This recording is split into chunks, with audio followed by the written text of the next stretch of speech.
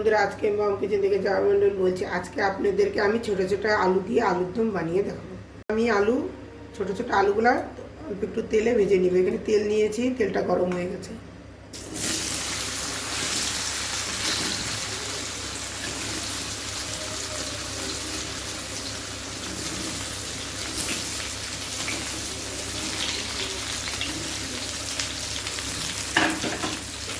কতগুলো ভিডিও বানাবো।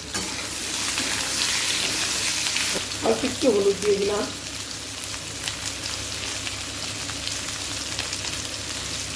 এখন একটু ভেজে দিই ভালো করে, লাল লাল করে। আলুগুলো আমার ভাজা হয়ে গেছে, আলুগুলো এখন নামিয়ে নেব। তেল গরম হয়ে গেছে, এখন তেজপাতা সম্বাদ দিব, জিরা সম্বাদ, গোটা গরম মশলা। এখন আমি ফোড়নের মধ্যে পেঁয়াজ কুচি দেব।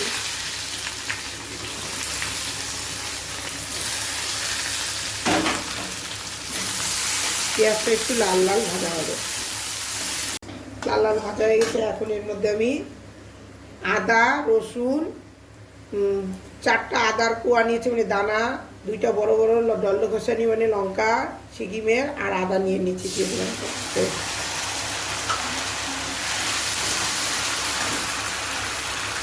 এর মধ্যে আমি এখন টমেটোগুলো দিয়ে দিব।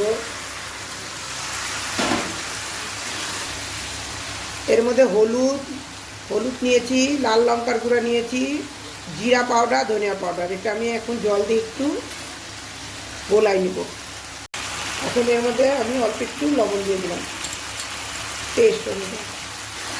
এখন এই মশলাগুলো দিয়ে দিলাম, এই সবগুলো কষাবো এখন ভালো করে।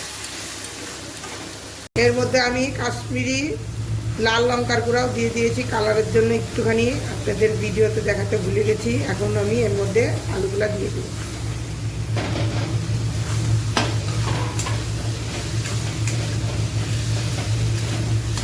এর মধ্যে অল্প একটু জল দিয়ে দিই, দিয়ে এখন আমার একটু নাড়াচাড়া করে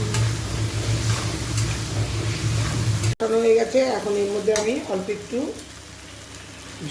জল দিয়ে দিব, আর একটু দিব আলুটার মধ্যে লবণ যাতে হয়ে যায়, এতটুকুই আমি জল দিয়েছি। অল্প একটু ফুটিয়ে নিব। এখন আমি এর মধ্যে ধনিয়া পাতা দিয়ে দিলাম,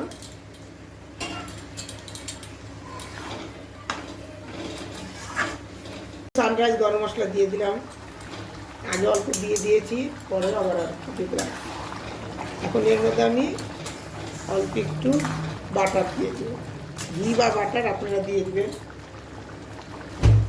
এতটা দিয়ে দিলাম বাটার।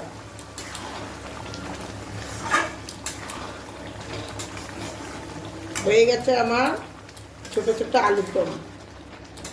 এরকমই নামাবো, একটু করে সব জমে যাবে।